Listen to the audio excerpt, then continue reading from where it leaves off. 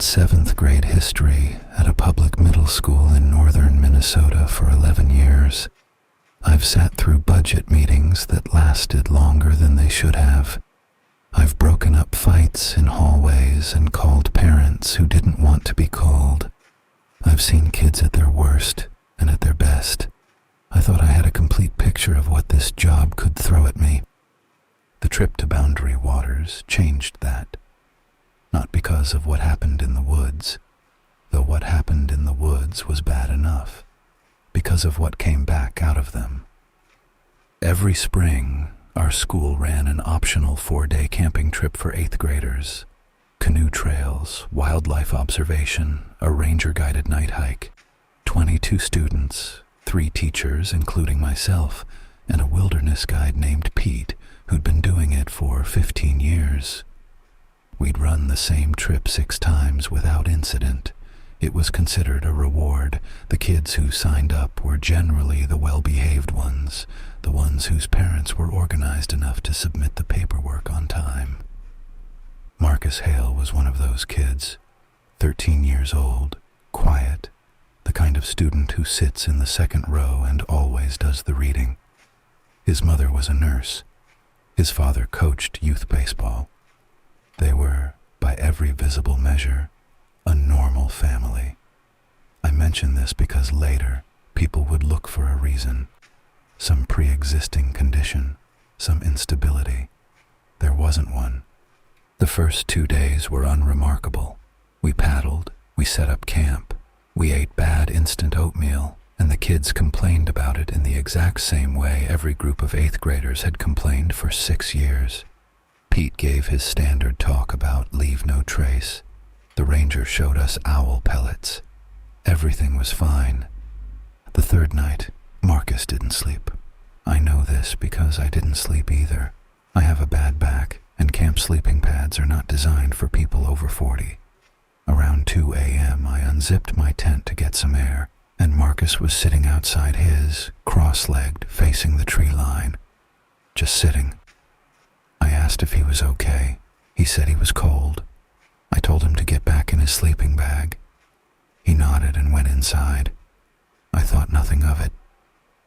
The next morning, during breakfast, one of the other students, a girl named Priya, pulled me aside and told me she'd heard something during the night, walking around the outside of the tents. She said it walked the whole perimeter, slowly, and then stopped outside hers for a long time. She thought it was an animal at first, but the footsteps were too evenly spaced, too deliberate. She said, "Mr. Callahan." It sounded really tall. I told her it was probably Pete doing a late-night check of the site. I went and asked Pete. He'd been asleep since 10. I didn't tell anyone else. I logged it as an unknown sound, probably wildlife, and moved on. We broke camp that afternoon and started the final paddle back. That's when Marcus disappeared. He was in the last canoe with a boy named Tyler. One moment, Tyler was saying Marcus was looking at something in the trees along the bank. The next moment, he looked back, and Marcus was gone. The canoe hadn't tipped. There was no splash. Tyler said he hadn't looked away for more than 10 seconds. We spent 4 hours searching. Park rangers came, then a search and rescue team. We found Marcus at dusk, 3/4 of a mile from where he'd vanished, sitting at the base of a pine tree at the edge of a small clearing. He wasn't hurt. He wasn't wet. He was just sitting there, the same way he'd been sitting outside his tent the night before, facing the woods. When the ranger reached him and asked what happened, Marcus said, "I heard someone calling my name. I followed it." He couldn't explain how he'd gotten through a 1/4 mile of dense undergrowth without a scratch. He couldn't explain how he'd crossed the river. He said he didn't remember any of that. He remembered hearing his name in a voice that sounded like his mother's, and then sitting down in the clearing, and then the ranger was there. His parents drove up that night and took him home. The trip was canceled early. We gave statements to the Park Service. The official report listed it as a disorientation episode. Possible hypoglycemia. I signed the form. I didn't argue. I wanted to go home.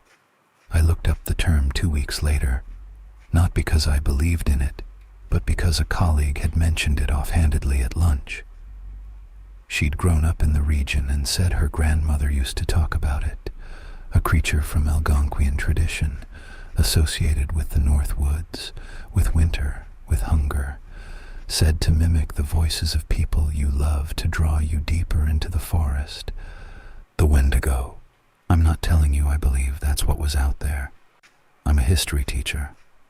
I understand that folklore often encodes real patterns of danger, wolves, exposure, getting lost in the dark. I understand the rational explanations. I understand that a tired 13-year-old could have hallucinated a voice, that he could have wandered further than it seemed. That wilderness disorientation is well documented and doesn't require anything supernatural to explain it. But here is what I keep coming back to. I spoke to Marcus's mother 6 months after the trip. I called to check in, the way teachers do. She thanked me and said Marcus was doing well, mostly. She paused for a moment and then said, "The way people say things when they've been waiting to say them." He asked me something strange a few weeks after it happened. He asked me if I'd called his name that night. I told him of course not. I was 3 hours away. He said he knew. He said he just wanted to make sure the voice had been wrong about more than just the name. She didn't explain that. I didn't ask her to. I left that school at the end of the following year. New job, different district, further south. I told people it was for the commute. That was partially true. The part I left out was that in the weeks after we came back from Boundary Waters, I started waking up at 2 in the morning. Not from a nightmare, not gradually. Just awake, completely, all at once, the way you get when you hear a sound you can't place.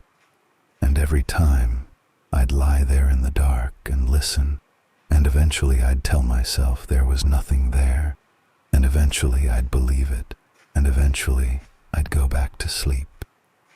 This went on for 4 months. I don't wake up at 2 anymore. I moved. I changed my routines. I don't camp. I don't go north if I can avoid it. But sometimes, in the half second before I fall asleep, in that strange window where your brain lets its guard down, I hear it, very faint, very far away. My own name, in a voice I recognize.